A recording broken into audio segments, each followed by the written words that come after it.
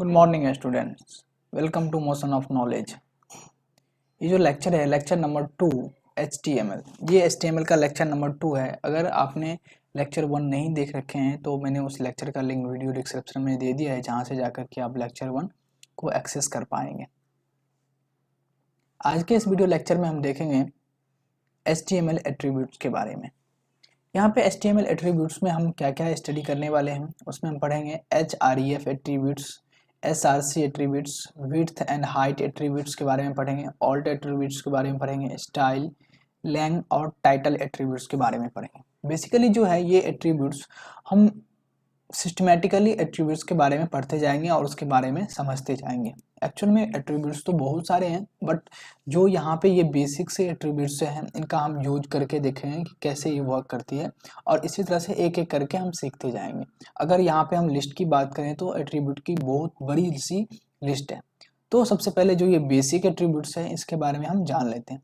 तो आज के इस लेक्चर में हम इन सभी एट्रीब्यूट्स के बारे में जानने वाले हैं और एक एक करके देखेंगे कि ये कैसे वेब पेज पे वर्क करती है, कैसे इसका हम किस तरीके से हम इसको कोड करते हैं, जिस तरीके से ये वेब पेज पे दिखता है। तो चलिए हम एक एक करके स्टार्ट करते हैं।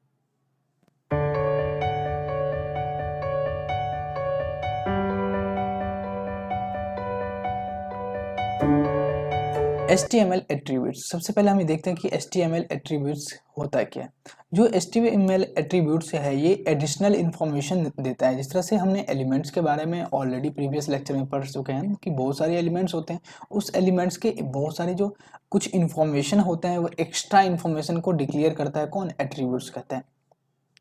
कहते हैं कि जितने भी HTML के एलिमेंट्स है उसके पास क्या होते हैं, एट्रीब्यूट्स हो सकते हैं। मैंडेटरी नहीं है कि उस एलिमेंट के पास एट्रीब्यूट हो ही, बट हर एलिमेंट के पास आप किसी न किसी तरीके से उसको एट्रीब्यूट में उसको यूज कर सकते हैं। फॉर एग्जांपल के लिए हम आगे देखेंगे कि किस एलिमेंट के साथ कौन सा एट्रीब्यूट लगता है। उसके बाद देखते हैं कि जो एट्रीब्यूट्स है वो एडिशनल इन्फॉर्मेशन देता है किसके बारे में, एलिमेंट्स के बारे में। Attributes are always specified in start tag. HTML का जो एट्रीब्यूट्स होता है वो स्टार टैग से स्पेसिफाई किया जाता है, और जब भी इसका जो नाम लिखते हैं कि एट्रीब्यूट्स किस तरह से दिखेगा, यहाँ पे देख रहे हैं कि यहाँ एट्रीब्यूट्स का यहाँ पे नेम होगा इक्वल्स टू और डबल कोट के अंदर होगा।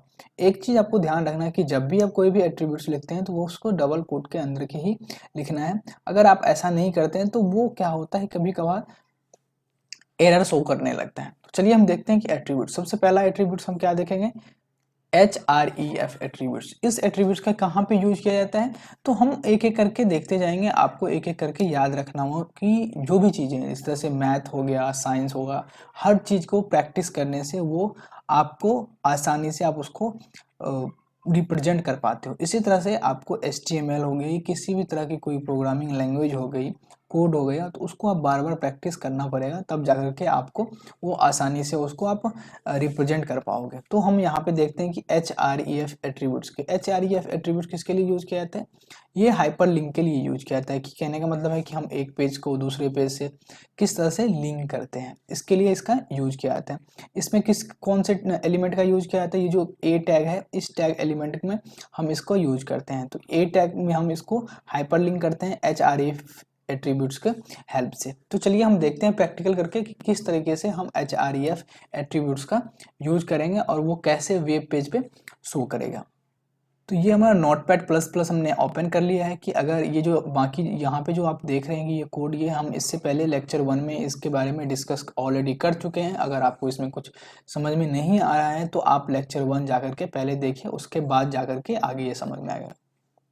तो सबसे पहले हमें आज कुछ देखना है, वो क्या देखना है, href एट्रीब्यूट्स के बारे में हमें पढ़ना है। तो हम यहाँ पे सबसे पहले हेडिंग चेंज कर देते हैं, क्योंकि आज जो हम पढ़ेंगे उसी को हम हेडिंग यहाँ पे बना लेते हैं। तो आज हम क्या पढ़ने वाले हैं कि द href एट्रीब्यूट्स।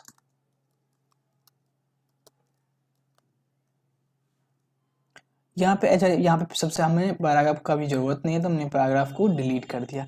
तो href एट्रीब्यूट्स हो गया। अब ये href एट्रीब्यूट्स में हम हाइपर लिंक करना है, तो हम यहाँ पे क्या करेंगे, एक वेब पेज को दूसरे वेब पेज से हाइपर लिंक करेंगे। ठीक है, तो चलिए देखते हैं कि सबसे पहले हमने देखा था कि यहाँ पे जो a टैग होता है, तो हमने a टैग स्टार्ट कर लिया, और स्टार्ट करने के बाद अब हमें href, ये href जो है ये हमारा एट्रीब्यूट हो गया। एट्रीब्यूट जब भी हम कोई भी एट्रीब्यूट देते हैं उसके बाद हमें क्या करना है, इक्वल्स टू का साइन देना है। इक्वल्स टू का साइन देने के बाद डबल कोट स्टार्ट करना है। डबल कोट स्टार्ट करने के बाद हम यहाँ पे क्या करेंगे, जिस पेज से हमें जिसको लिंक करना है उस पेज का URL देना है। URL फॉर एग्जांपल के लिए अगर हमें मोशन ऑफ नॉलेज का URL देखते हैं तो इसका URL क्या है, https motionofknowledge.com। अब ये क्या हो गया, ये उस वेब पेज, जिस वेब पेज को हम लिंक करना चाहते हैं उस वेब पेज का ये URL हो गया। इसी तरह से आप किसी भी चीज़ को लिंक कर सकते हैं। फॉर एग्जांपल आपके पास कोई फाइल है कंप्यूटर में या सर्वर पे कोई फाइल है या कोई इमेज है या किसी तरह से आपकी वीडियो फाइल है, ऑडियो फाइल है, किसी भी फाइल का आप यहाँ पे उसका URL दे सकते हैं, लिंक दे सकते हैं। आप ड्राइव को यहाँ से लिंक कर सकते हैं, अपने फेसबुक पेज को लिंक कर सकते हैं, एनीथिंग, किसी भी चीज़ों को आप यहाँ पे URL के थ्रू लिंक कर सकते हैं। तो हमने क्या किया, हमने अभी सिंपल सा एक वेब पेज को दूसरे वेब पेज से लिंक करना है तो हमने इसका URL दे दिया। अब मैं एक फाइल भी आपको लिंक करके दिखाऊंगा कि किस तरीके से हम इस फाइल को लिंक करते हैं, और लिंक करने के बाद उसको हम वेब पेज पे जब हम इसको एक्सेस करेंगे तो वहाँ से डायरेक्ट हम उस लिंक के थ्रू उस फाइल को एक्सेस कर पाएंगे। तो हमने यहाँ पे ये चीज़ें कर लिया। अब हमें क्या करना होगा कि इसको हमें कोड के जो स्टार्ट ब्रैकेट था ए का वो उसको हमने ऑफ कर दिया। ठीक है, ऑफ करने के बाद अब हमें क्या करना होगा, इसका जो टेक्स्ट होगा, जो कि हमने तो ये URL दे दिया, अब जो स्क्रीन पे जो टेक्स्ट शो करेगा वो क्या होगा, तो हमने यहाँ पे कर दिया कि click here to visit Motion of Knowledge. Okay, हमने यहाँ पे ये लिखा है click here to visit Motion of Knowledge. Motion of Knowledge को विजिट करने के लिए आप यहाँ पे क्लिक कीजिए। क्लिक करने के बाद अब हमें क्या करना है, जो ए टैग जो हमने स्टार्ट किया था उसको हमें क्या करना होगा, क्लोज भी तो करना होगा। हमने इसको क्लोज कर दिया। तो बेसिकली हमने क्या किया, ये हमारा href टैग हो गया और इसको हमने यूज कर लिया। अब हम इसको सेव कर देते हैं। सेव करने के बाद हम क्या करेंगे, इसको फाइल को ओपन करना है कि ब्राउज़र में जाकर के इसके फाइल को ओपन करना है। तो मेरा फाइल जो है यहाँ पे हमने डेमो फाइल पहले से लेक्चर 1 में क्रिएट कर रखे हैं, इसको हमें ब्राउज़र में ओपन करना है। तो सिंपली हमने यहाँ पे क्लिक किया। क्लिक करने के बाद अब देखिए ये किस तरह से ये ओपन होता है। देखिए यहाँ पे क्या लिखा है, द href एट्रीब्यूट, इस तरह से हमने लिख दिया। लिखने के बाद यहाँ पे आप देखिए कि ये एक जो लिंक देख रहे हैं यहाँ पे, click here to visit Motion of Knowledge. तो यहाँ पे जैसे ही अब हम यहाँ पे क्लिक करेंगे, फॉर एग्जांपल के लिए हमने ये हाइपर लिंक हो रखा है मोशन ऑफ नॉलेज से, जैसे हमने यहाँ पे क्लिक करेंगे, यहाँ पे देखिए मैंने यहाँ पे इस पर क्लिक कर दिया। क्लिक करते ही ये कौन से पेज को ओपन कर दिया, motionofknowledge.com वेबसाइट को इसने ओपन कर दिया। तो यही चीजें हैं कि किस तरीके से हमने इस वेबसाइट motionofknowledge.com को हमने अपने जो अभी वेब पेज क्रिएट कर रहे थे उससे हमने इसको लिंक कर दिया। ठीक है, तो हमने अभी हाइपरलिंक का एक चीज देख लिया। अब हम एक काम करते हैं, इसमें हम एक बार क्या करते हैं, एक फाइल को, जो पर्टिकुलर कोई भी एक इमेज को हम ओपन करवाते हैं कि इस हाइपरलिंक के थ्रू।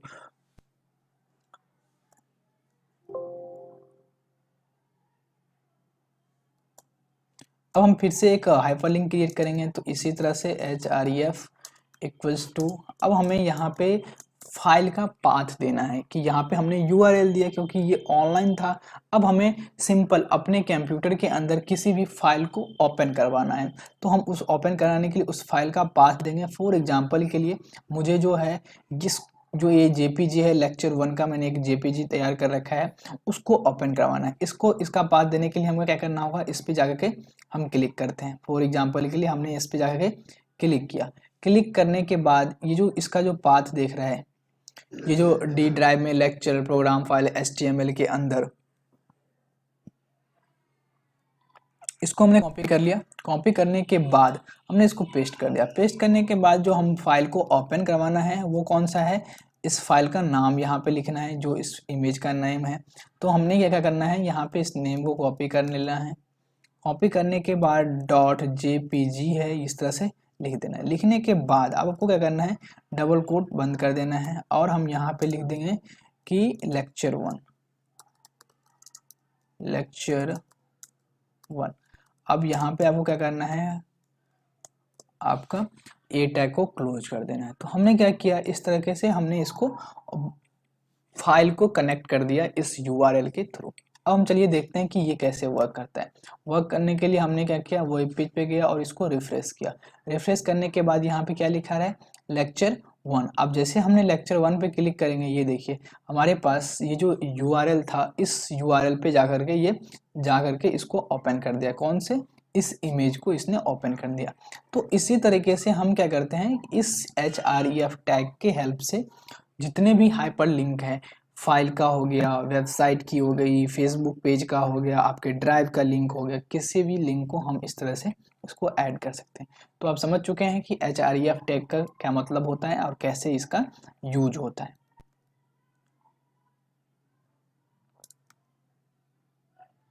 हम देखेंगे src एट्रीब्यूट्स के बारे में। ये जो src एट्रीब्यूट है, ये इमेज टैग को इसमें हम यूज करते हैं। जिस तरह से हमने अभी यहाँ पे href एट्रीब्यूट में a टैग को यूज किया था, यहाँ पे जो src एट्रीब्यूट को यूज किया गया वो img टैग का यूज करके हम यहाँ पे src एट्रीब्यूट का यूज करेंगे। ये इसका यूज क्यों होता है, इसमें हम क्या करते हैं, इमेज टैग को ले करके src एट्रीब्यूट के साथ ऐड करके जो इमेज है या कोई भी वेब फाइल है, जिस तरह से इमेज है या वीडियो है, जनरली जो वीडियो को हम बाद में देखेंगे, बट एक्चुअल में मोस्टली हम इसको यूज कहाँ पे करते हैं, इमेज को ऐड करने पे, वेब पेज पे इमेज को ऐड करने के लिए हम इमेज के साथ src एट्रीब्यूट का यूज करते हैं। तो चलिए प्रैक्टिकल करके देखते हैं कि ये कैसे वर्क करती है। तो सबसे पहले हमें क्या करना होगा, इमेज का टैग देना है img, इमेज टैग दे दिया, इसमें src एट्रीब्यूट ऐड करना है और हमें फाइल का लोकेशन देना है कि हमारा जो इमेज है वो कहाँ पे है। तो हमने ऑलरेडी इसका लोकेशन पहले ले चुके हैं, तो हमने इसको कॉपी कर लिया और कॉपी करने के बाद यहाँ पे इस फाइल का लोकेशन दे दिया कि ये इमेज यहाँ पे, इसको हमने बंद कर दिया। इसमें जो किसी भी तरह की कोई भी इंफॉर्मेशन की जरूरत नहीं होती है, हमने सिंपली यहाँ पे src इमेज टैग को ऐड कर दिया। अब हम देखते हैं वेब पेज पे ये कैसे वर्क करती है। यहाँ पे जैसे हमने रिफ्रेश किया तो ये देखिए यहाँ पे आपके सामने ये पूरा जो इमेज है वो शो करने लगा कि ये वेब पेज पे इमेज शो हो रहा है। पहले क्या होता था, जिस तरह से हमने लिंक पे क्लिक करे थे तो ये लिंक पे के थ्रू शो कर रहा था, बट अब ये क्या हो रहा है, वेब पेज पर शो कर रहा है। तो यही होता है src और इमेज टैग का यूज क्या करते हैं। src एट्रीब्यूट हमने समझ चुके हैं कैसे यूज किया जाता है। अब हम देखेंगे कि src एट्रीब्यूट में और भी क्या चीजें हम ऐड कर सकते हैं। तो चलिए देखते हैं आगे।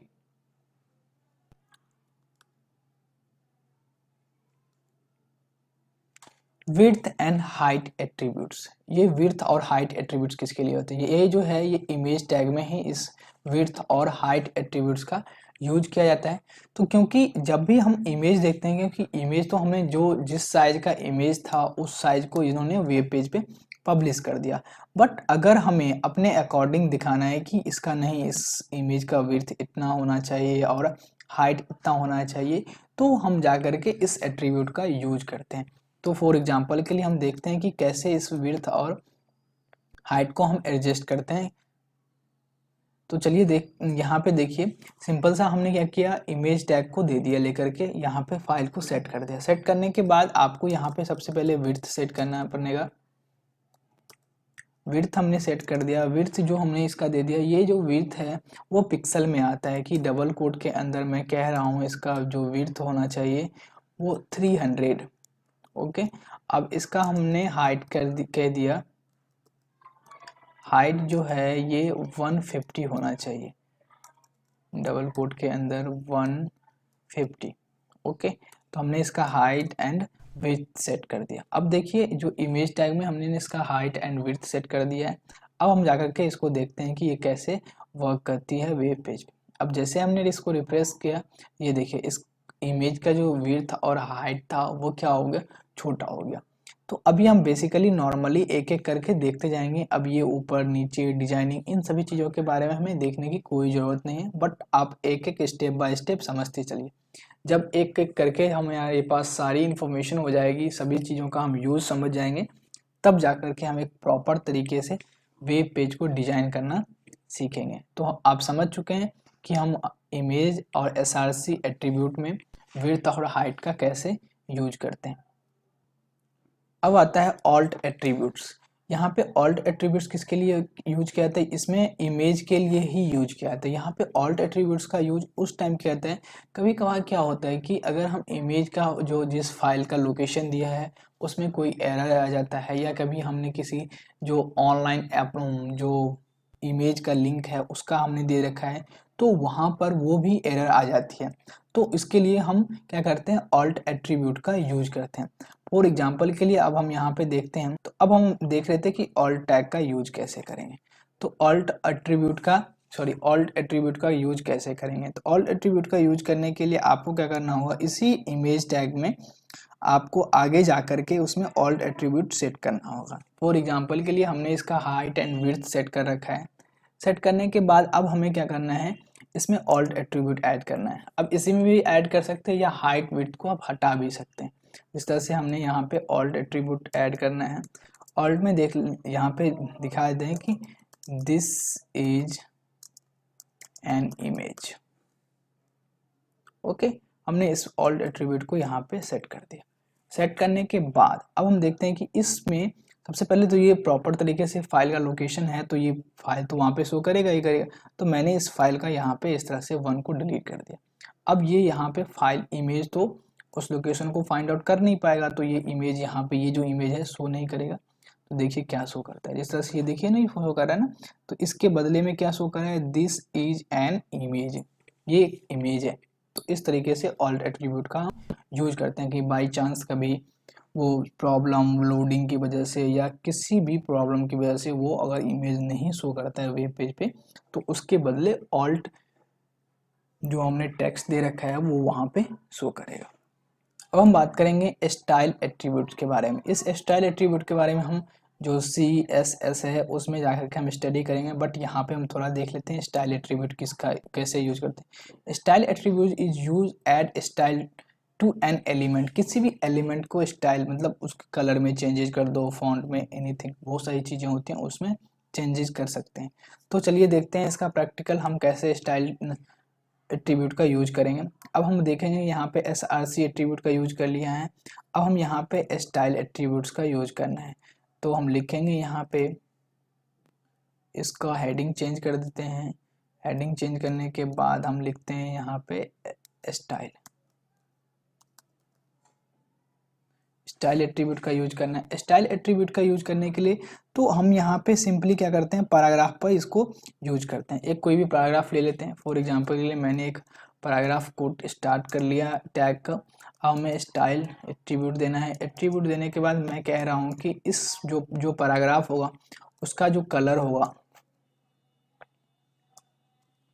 ये कलर कौन सा कलर होना चाहिए, इसका जो कोड देख रहे हैं इस तरह से कलर जो है वो कलर मैं कह रहा हूँ कि रेड हो जाए, रेड कलर का हो जाए। तो इस तरह से हमने क्या किया, इसका स्टाइल चेंज कर दिया, रेड कलर का हो जाएगा। रेड कलर का होने के बाद हमने इसका ये कोड बंद कर दिया। कोड बंद करने के बाद अब हमें पैराग्राफ देना है कि दिस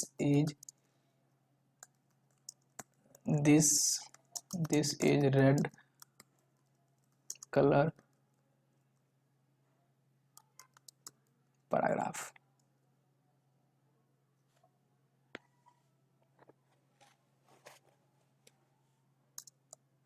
अब हमने यहाँ पे पैराग्राफ को क्लोज कर देना। अब हमने पैराग्राफ को क्लोज कर दिया। चलिए देखते हैं कि अब ये वेब पेज पे कैसे दिख रहा है। तो जैसे हमने वेब पेज को ओपन करेंगे, यहाँ पे देखिए रिफ्रेश कीजिए, ये क्या लिखा है, ये स्टाइल एट्रीब्यूट है। अब this is red colour paragraph, अब यहाँ पे रेड कलर का हो गया। अब देखिए हम यहाँ पे जो ये स्टाइल का है, ये तो बहुत सारा इसमें ऑप्शन दिया गया है कि आप ये सब चीज़ें चेंजेज कर सकते हो, बट यहाँ पे बेसिकली जो हम देखेंगे वो कलर के बारे में हम देख रहे हैं। आप यहाँ पे फॉन्ट फैमिली वगैरह ये भी चीज़ें चेंज कर सकते हैं अगर मुझे यहाँ पे चेंज करना है। फॉर एग्जांपल के लिए अगर आप मुझे यहाँ पे ऐड करना है फॉन्ट फैमिली, मुझे चेंज करना है फॉन्ट फैमिली में, मैं यहाँ पे कह रहा हूँ कि इसका जो फॉन्ट फैमिली हो वो आ जाए कोरियर। और उसके बाद मैं कह रहा हूँ कि इसका जो फॉन्ट साइज है वो हो जाए 200% में आ जाए। ओके, इसके बाद हमने क्या किया, डबल कोट ऑन कर दिया। तो इस तरह से आप एक साथ बहुत सारा स्टाइल इसमें कर सकते हैं। चलिए हम देखते हैं कि वेब पेज पे ये कैसे वर्क करती है। इसको जैसे हमने रिफ्रेश करेंगे, ये देखिए क्या हुआ, this is red colour paragraph, और इसका क्या हुआ देख रहे हो आप, फॉन्ट चेंज हो गया।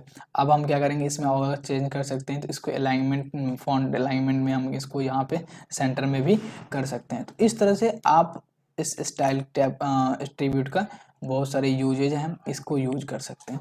तो हम स्टाइल एट्रीब्यूट समझ चुके हैं। अब हम देखेंगे लैंग एट्रीब्यूट क्या होती है। ये लैंग एट्रीब्यूट क्या होती है, ये जब भी हम HTML को यूज करते हैं तो उसमें लैंग्वेज को डिस्क्राइब करते हैं, डिक्लेयर करते हैं कि इस जो HTML पेज है इसका लैंग्वेज कौन सा है। तो जनरली हम क्या करते हैं, इंग्लिश लैंग्वेज यूज करते हैं। तो EN डैश, अब आपके पास अगर कोई कोड है कंट्री का तो हम यहाँ पे US या UK का यहाँ पे यूज करते हैं। तो चलिए देखते हैं कि लैंग एट्रीब्यूट को कैसे हम यहाँ पे यूज करते हैं। इस तरह से यहाँ पे HTML स्टार्ट हो रखा है, तो यहाँ पे हम लैंग एट्रीब्यूट का यूज करेंगे। Lang equals to double quotes के अंदर हम यहाँ पे लिखते हैं, जैसे इंग्लिश हमारा लैंग्वेज है तो इंग्लिश में दे दिया, देने के बाद अब ये US में है, अब इसका डबल कोट बंद कर दिया। तो इस तरीके से आप इस लैंग एट्रीब्यूट का यूज करते हैं। अब इसको करने के बाद, चेंज करने के बाद, यहाँ पे वेब पेज में आपको किसी भी तरह की कोई चेंजेज नहीं दिखेगा। क्यों? क्योंकि ये तो लैंग्वेज के लिए डिस्क्राइब किया गया है, तो यहाँ पे किसी तरह की कोई चेंजेज नहीं आएगी। तो हमने लैंग एट्रीब्यूट के बारे में समझ चुके हैं। अब हम बात करेंगे टाइटल एट्रीब्यूट के बारे में। अब यहाँ पे हम डिस्कस करेंगे कि टाइटल एट्रीब्यूट क्या होती है। जो कहते हैं कि the title attribute defines some extra information about an element. कोई भी एलिमेंट हम लिखते हैं उसके बारे में कुछ एक्स्ट्रा इन्फॉर्मेशन ये डिस्क्राइब करता है। इसे टूल टिप, टूल टिप कहने का मतलब क्या है, जब हम प्रैक्टिकल करके देखेंगे तब जाके हमें समझ में आएगी ये टाइटल एट्रीब्यूट का यूज क्या होता है और कहाँ पे हम इसका यूज करते हैं, कैसे। तो चलिए हम एडिटर पे चलते हैं। हमने टेक्स्ट एडिटर पे आ गए। टेक्स्ट एडिटर पे हमें अब कौन सा यूज करना है, टाइटल एट्रीब्यूट। तो हम यहाँ पे हेडिंग चेंज कर देते हैं। हम अब देख रहे हैं कि टाइटल एट्रीब्यूट के बारे में देखेंगे, द टाइटल एट्रीब्यूट। ओके, अब हम देखेंगे कि यहाँ पे टाइटल एट्रीब्यूट कैसे करते हैं। टाइटल एट्रीब्यूट को हम यहाँ पे पैराग्राफ में यूज कर रहे हैं। Paragraph start title attribute equals to, अब हम लिखते हैं कि दिस इज अ फ्रूट। हमने एक फ्रूट के बारे में लिखना चाह रहे हैं, लिखते हैं यहाँ पे। अब हम मैंगो लिख देते हैं, ठीक है। अब हमने मैंगो लिख दिया। अब यहाँ पे हमें पैराग्राफ को क्या करना है, क्लोज कर देना है। अब देखिए कैसे हुआ करती है। हमने कह दिया है कि ये मैंगो है, आपके पास वेब पेज पे ये मैंगो शो करेगा। शो करने के बाद किसी को पता नहीं है कि ये क्या है, तो उसके लिए क्या होता है, इस तरह से। अब देखिए यहाँ पे जब हम यहाँ पे आएंगे, यहाँ पे आने के बाद, वेब पेज पे आने के बाद हमने इसको रिफ्रेश किया, यहाँ पे ये टाइटल एट्रीब्यूट हेडिंग हो गया, यहाँ पे मैंगो। जिस तरह से जैसे ही आप इसके ऊपर कर्सर ले जाएंगे, ये देखिए लिखा हुआ है ना, दिस इज अ फ्रूट, ये एक फ्रूट है। इस तरह से हम टाइटल एट्रीब्यूट का यूज करते हैं कि उसको टूल टिप कहते हैं, कि इंफॉर्मेशन दे रहे हैं कि जो भी हमारे वेब पेज पे शो कर रहा है उसके बारे में और भी ज़्यादा इंफॉर्मेशन दे रहे हैं। तो अगर हमने यहाँ पे एक और एग्जांपल ले लेते हैं, पैराग्राफ टाइटल इक्वल्स टू, यहाँ पे मैं लिख देता हूँ कि this is red colour. Okay, हमने रेड कलर के बारे में डिस्क्राइब कर रहे हैं। अब यहाँ पे रेड लिख देना है। रेड लिखने के बाद हमने यहाँ पे पैराग्राफ क्लोज कर दिया। अब ये देखिए, ये इसी तरह से यहाँ पे रेड कलर का दिखेगा। यहाँ पे ये तो ब्लैक है, बट यहाँ पे लिखा है दिस इज रेड कलर। अब हमें क्या करना है, इसमें और भी कुछ ऐड कर देते हैं। फॉर एग्जाम्पल के लिए जो हमारा पैराग्राफ है इसको हमें रेड करना है, तो रेड करने के लिए हम किसका यूज करते हैं, स्टाइल। अब हम यहाँ पे क्या करेंगे, एक साथ बहुत सारे एट्रीब्यूट को आप यूज कर सकते हैं। हमने यहाँ पे ऐड करना है, तो यहाँ पे सेमी कॉलन दे दिया। सेमी कॉलन देने के बाद आपको यहाँ पे स्टाइल एट्रीब्यूट को यूज करना है। तो स्टाइल इक्वल्स टू, यहाँ पे लिखना है कलर। कलर देने के बाद अब हमें क्या देना है, रेड। रेड देने के बाद डबल कोट क्लोज बंद कर दीजिए। अब यहाँ पे इसको जैसे हम रिफ्रेश करेंगे, देखिए यहाँ पे कोई एरर आ रहा है, कि वो एरर क्या है, ये एरर है। तो अभी तो इसी तरह से जब भी आप बहुत सारे यूज करेंगे तो ये इस यूजेज पे आपको कहीं ना कहीं एरर आता रहेगा, जिस एरर को आपको क्या करना है, सही करना है और उसके अकॉर्डिंग आपको वर्क करना है कि ये कैसे काम करेगी।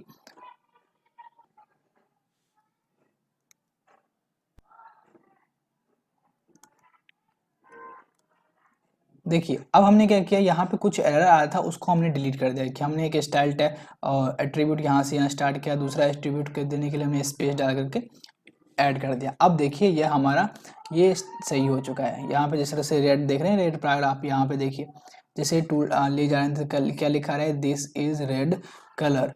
तो इस तरीके से आप और भी स्टाइल कर सकते हैं। अब देखिए अगर आप इसमें और भी कुछ आपको ऐड करना है, जैसे फ़ॉन्ट कलर ऐड करना है, विड्थ, साइज, जो भी चीज़ें हैं उन चीज़ों को आप यहाँ पे ऐड कर सकते हैं, या यहाँ पे इसको हाइपर लिंक भी कर सकते हैं। फॉर एग्जांपल के लिए अगर आपको इसको हाइपर लिंक करना है तो आप इसमें href टैग का यूज कर सकते हैं। तो इस तरीके से हम बहुत सारी चीज़ें एक साथ इसको मैनेज कर सकते हैं। तो आप समझ चुके हैं कि हमने आज के इस वीडियो लेक्चर में href, src, style, title, lang, इस तरह से बहुत सारे एट्रीब्यूट्स के बारे में पढ़े हैं।